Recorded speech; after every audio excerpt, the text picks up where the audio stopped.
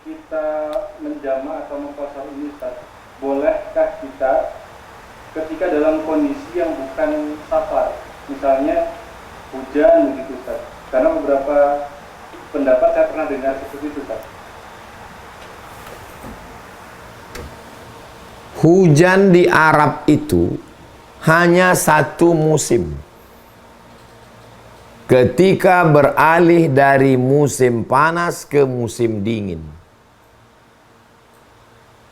terjadi hujan, hujan badai. Tak bisa kita keluar. Bukan macam hujan Indonesia ini pakai payung. Payung itu tercabut terbang semua. Pintu-pintu, hujan badai. Payah menceritakannya macam mana hujan badai. Itulah yang membuat orang jamak. Jadi kalau ada ustadz berceramah, asal hujan boleh. Kita ini tinggal di iklim tropis. Hujannya tak putus-putus. Hujan yang dimaksud itu adalah hujan badai, pergantian musim. Lengkap dengan airnya, lengkap dengan anginnya. Tak sanggup orang keluar. Berkunci pintu semua. Itulah yang membuat orang tidak sholat ke masjid itu. Sehingga dijamaknya di rumah atau di masjid dijamak. Sehingga nanti asar tidak keluar lagi. Itu. Tidak ada safarnya, tidak ada musafir. Adapun kita tinggal di iklim tropis. Sikit-sikit hujan gerimis, sikit-sikit hujan. Ada payung, ada kendaraan. Maka agama ini mudah, tapi jangan dimudah-mudahkan. Yassiru, mudahkanlah. La tu'asiru, jangan dipersulit. Basyiru, berikan kabar gembira. Wala tunaffiru, jangan orang buat lari dari agama ini. Tapi perlu saya ceritakan ini bagi orang yang tak tahu macam mana hujan di Arab itu. Gimana hujan di Mesir itu. Ini tentang masalah hujan. Adapun menjamak tanpa qashar, tidak mesti musafir. Dokter operasi jam 11. Keluarnya jam 4. Waktu zuhur sudah habis. Kapan dia sholat zuhur? Zuhurnya 4 rakaat, asarnya 4 rakaat, ditarik zuhurnya ke asar. Jamak takhir. Tak bisa dia tinggalkan operasi ini. Kalau orang sedang operasi ditinggalnya 5 menit, mati orang ini. Ketika dipilih antara mati dengan meninggalkan menjamak sholat, maka boleh meninggalkan sholat pada waktunya itu nanti dijamak daripada membiarkan orang mati. La tulqu bi aidikum ila tahlukah. Jangan kamu dengan tanganmu sendiri membinasakan diri dan membinasakan orang lain sehingga mati. Jadi darurat tingkat tinggi. Ini sekarang banyak juga orang sikit-sikit jamak, sikit-sikit jamak. Mempelai duduk di pelaminan dari jam 11 sampai jam 5 sore. Kau tak sholat zuhur, jamak. Gimana ceritanya ini? Baru habis akad nikah, mestinya dia sholat sama istrinya. Hanya gara-gara takut make upnya rusak. Takut lipstick bedaknya rusak. Apa ini?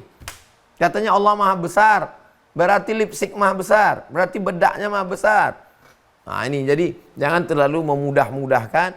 Inna sholata kanat alal mu'minina kitaban mawquta. Sesungguhnya sholat ini sudah ditetapkan waktunya. Tapi kalau dalam darurat tingkat tinggi, maka kita boleh. Demikian Bang Alvin. Baik, alhamdulillah tercerahkan Ustaz.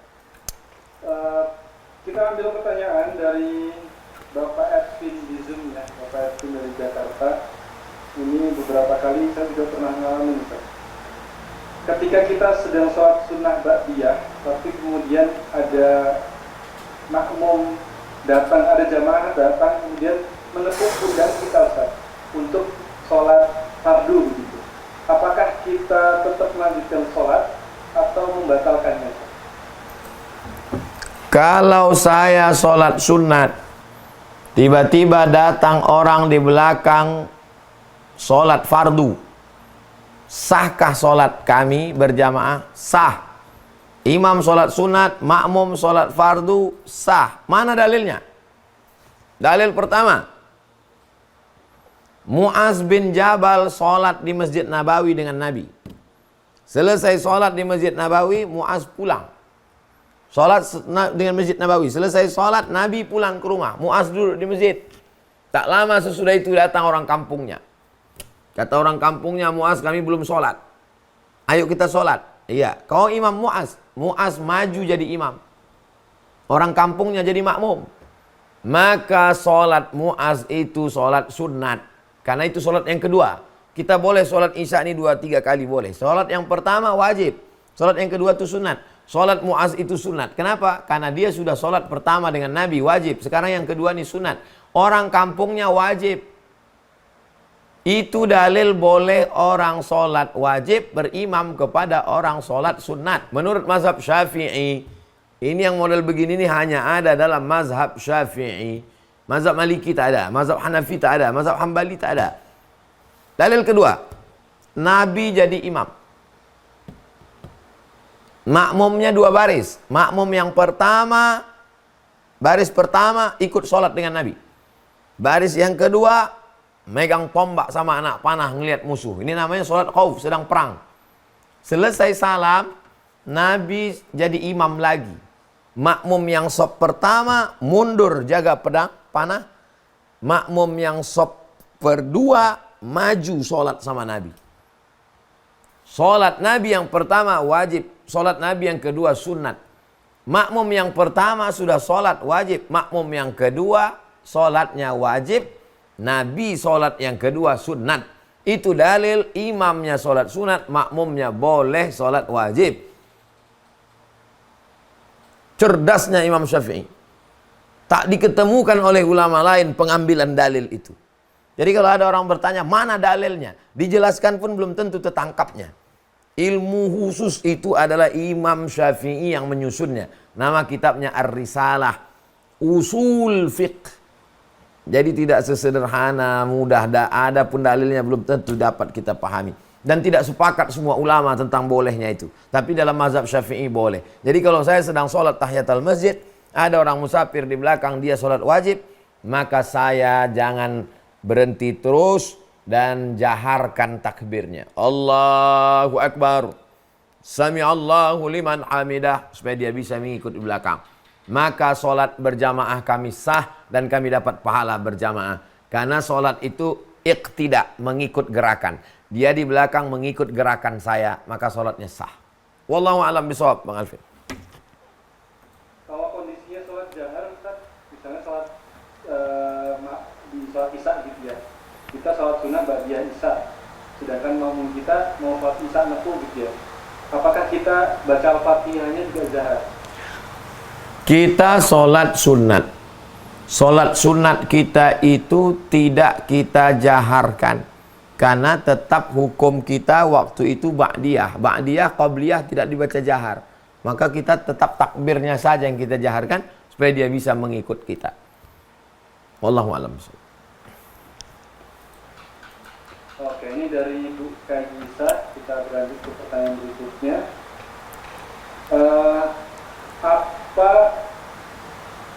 yang mengindikasikan bahwa kita itu ketinggalan rakaat, Ustaz? Apakah ketika kita ketinggalan Al-Fatihah itu dikatakan kita ketinggalan rakaat?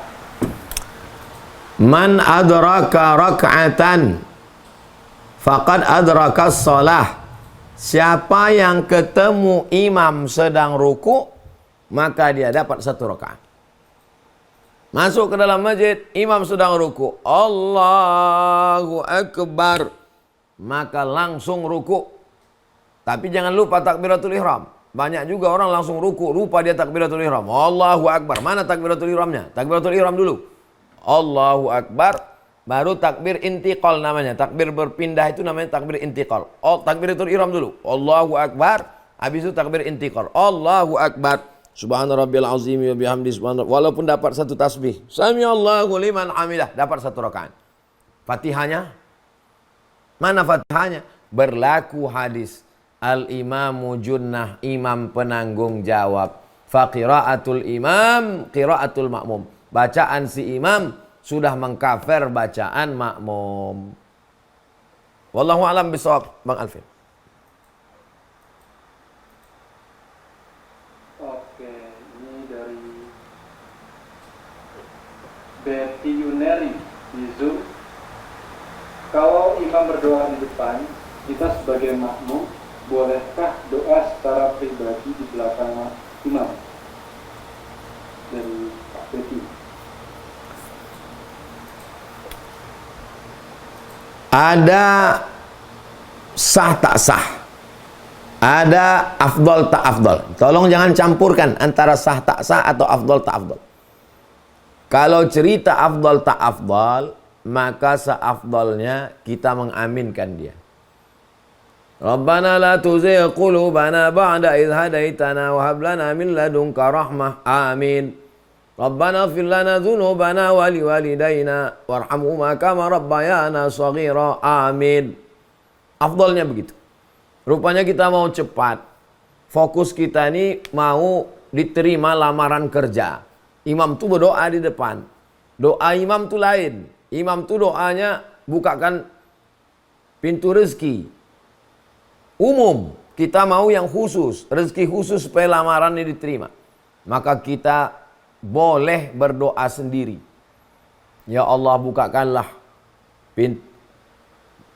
pintu hati direkturku Pak Pulan bin Pulan ini supaya diterimanya lamaranku ini ya Allah. Tanpa harus menunggu si imam. Tapi kalau mau afdal, kita aminkan dulu doa si imam, selesai dia, baru kita pula berdoa. Jadi kalau cerita afdal tak afdal, afdal kita aminkan dulu. Tapi kalau cerita sah tak sah, sah kita berdoa. Demikian dong Alvin. Wallahu a'lam.